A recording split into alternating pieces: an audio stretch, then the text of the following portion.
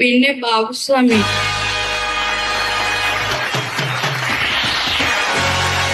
എനിക്ക് വർഷങ്ങൾ കൊണ്ടറിയാം. ജാങ്കോ, നീ അറിഞ്ഞ ഞാൻ പെട്ടു. അദ്ദേഹം എന്റെ ക്ഷേത്രത്തിൽ വന്നിട്ടുണ്ട്. നല്ല മനോഹരമായ ദിനങ്ങളായിരുന്നു. ബാബുസ്വാമി, ബാബുസ്വാമി. നമ്മള് നൃത്തമൊക്കെ ചെയ്തിട്ടുള്ളതാ. ഒരു കയ്യബദ്ധം നാറ്റുകരുത്.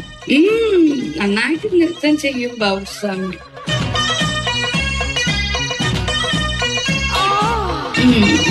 അപ്പോഴാ ഇത്രയേ ഉള്ളൂ. ഒന്ന് ഷോക്കായി. ഷോക്കോ? ഞാനങ്ങോട്ട് ഇല്ലാണ്ടായി പോനെ.